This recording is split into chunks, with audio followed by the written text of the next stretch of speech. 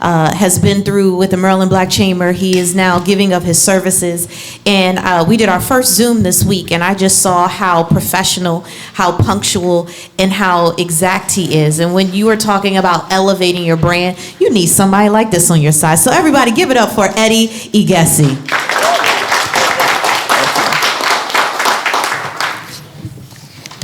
Hello, everyone. How y'all doing tonight? Well, it's really nice to have you all. So just to introduce myself, my name is Eddie Egesi, and I'm a branding expert, web designer, and founder of Apricot Branding, which is a strategic branding and design firm based here in Maryland. So, let me see. So at Apricot, I help clients to really clarify their strategy and really refine their brand's design, their brand's messaging, and their online presence so that they could really connect with their audience, elevate their brand, and get better results on their marketing efforts. So I'm going to start by turning on my presentation. Let me see. Let me see. Great, excellent. Let me see.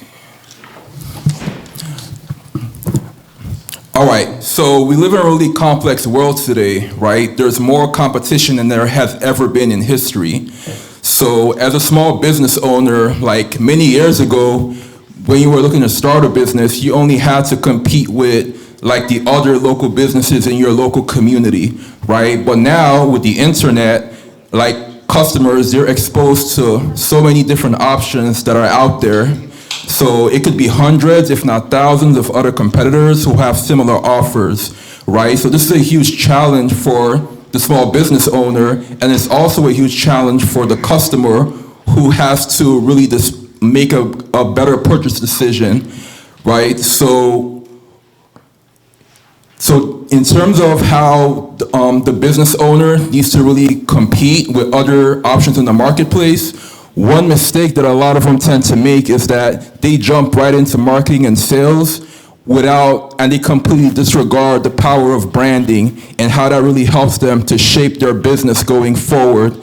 So in this presentation, I'll provide some clarity on what branding is all about, and I'll also be providing you with the 5 key elements of a successful brand that you can really apply to your business to get better results in your marketing and sales efforts. So, let me see. Great. All right. So before we get started with the 5 key elements of a successful brand, we need to start by abandoning false beliefs, right? As we were slowly entering a new year.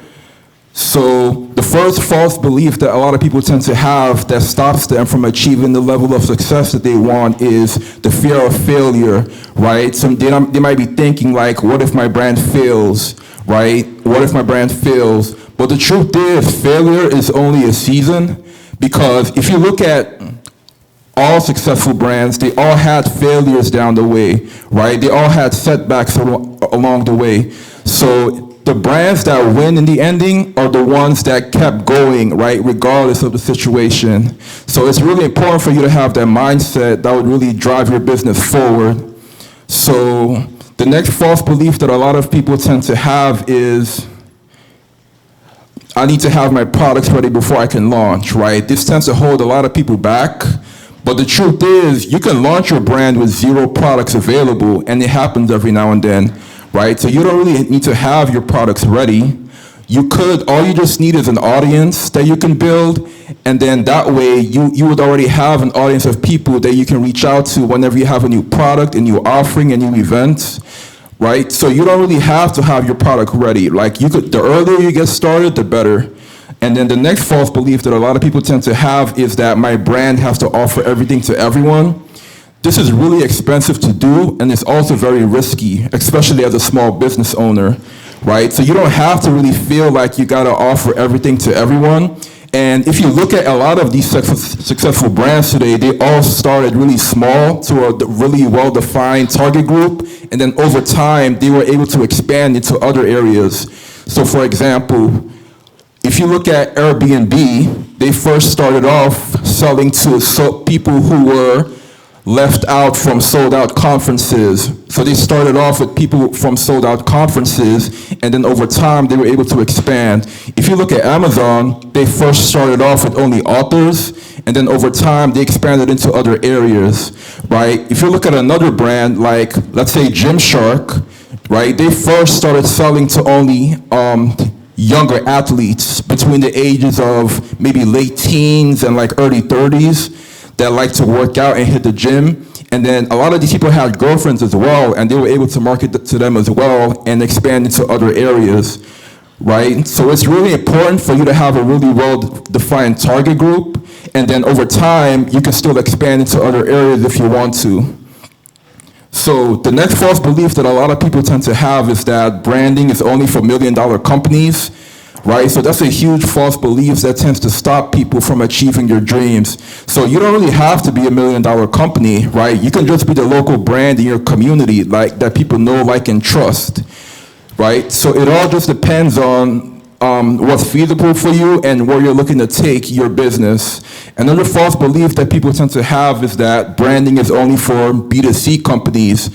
So by B2C, what I mean is business to consumer, right? So businesses who are only looking to sell to everyday people.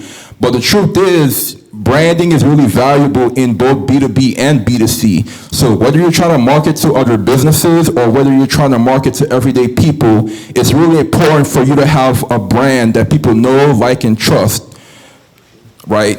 So I just thought I should really clarify before we get started.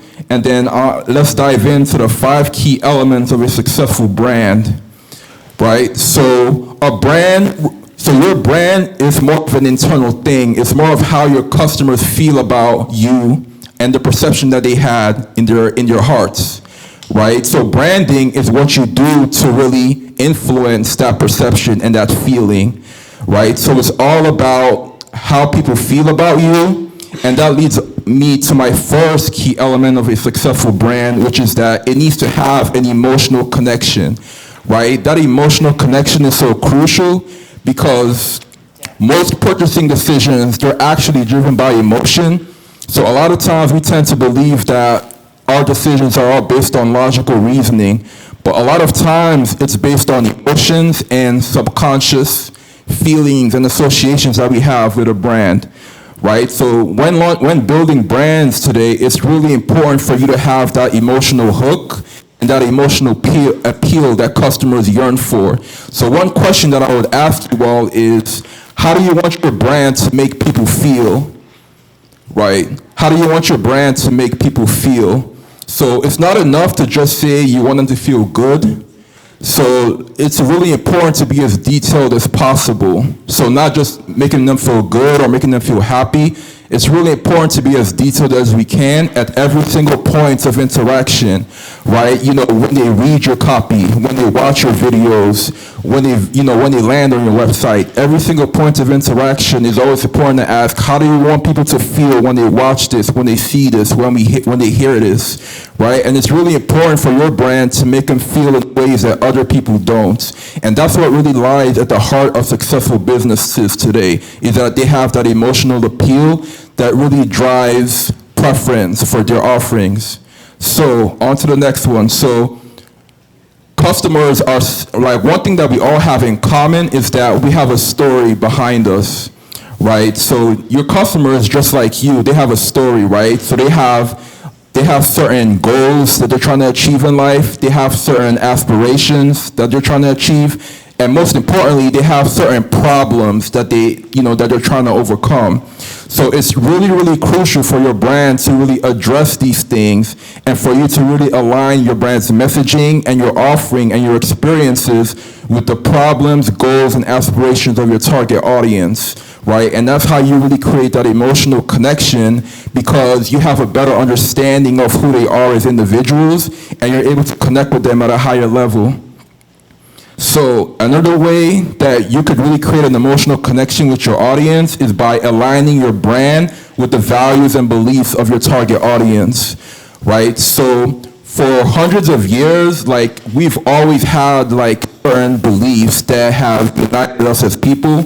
So when you're able to really unite people around certain beliefs, you're able to create a tribe around your brand, and that also helps to give your customers a sense of belonging, which is really crucial for creating that emotional connection with them, right? So how can your brand really align with the values and beliefs of your target audience, and how can you create a community around it that makes them feel welcome?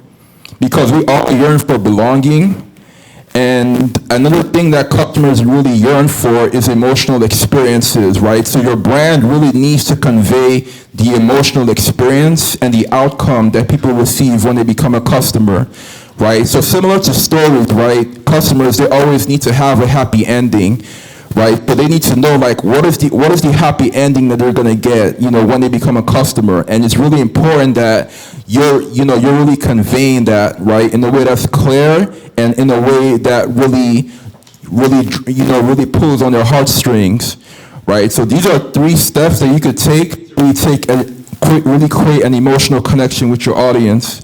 So the next key element of a successful brand is that it has to be authentic, right? It has to be perceived as authentic, right? So authenticity is key. So a brand is similar to a diamond in the rough.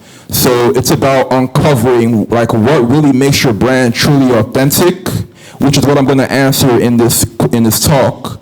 So what makes a brand authentic? One thing that makes a brand authentic is that they don't just focus on transactions, right? They focus on relationships, right? So one big change that you can make, right, to rethink how you perceive your customers is by going from transactions to relationships. Because authentic relationships between brands and customers are a lot more deeper than just a one-time sale. So it's more about the long-term relationship that you build with your customers and how you really create value for them along the way, right? The next thing that makes a brand authentic is that authentic brands, when people buy from authentic brands, they're not just buying the product and service, right? They're also buying the meaning behind it, right? They're buying the experience behind it, the lifestyle, right? And the outcomes that they value the most, right? So it's really essential, right, for your brand to really convey what makes it authentic. And then another thing that makes a brand authentic is that it has a core purpose, right? So one thing that every brand needs to have is that it needs to have a deeper meaning behind it, right? That's beyond just selling products and services, right? So what's your brand's core purpose, right? And how does that really align, right, with what your customers value? So there has to be a core purpose and an ethos. So it's not enough to just have, like, fancy mission statements and vision statements. It's more important that it really runs through your business and that it's really expressed, right, in a really authentic way, right? So one example is maybe CVS, for example. So if you haven't noticed yet, they don't really sell tobacco products. Why? Well, it could make them a lot of money, but it doesn't align with who they are as a company.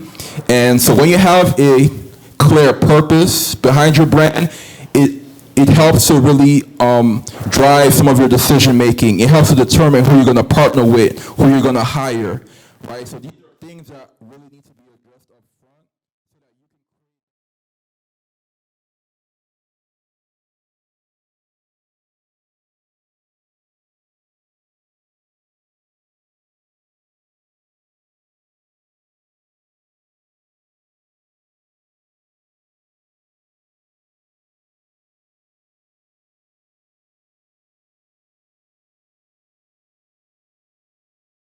that it has to be crystal clear. So clarity is key.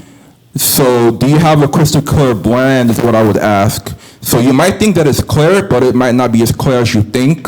So it's more about having a clear strategic direction and vision for the future, right? It's more about being clear about who your customers are.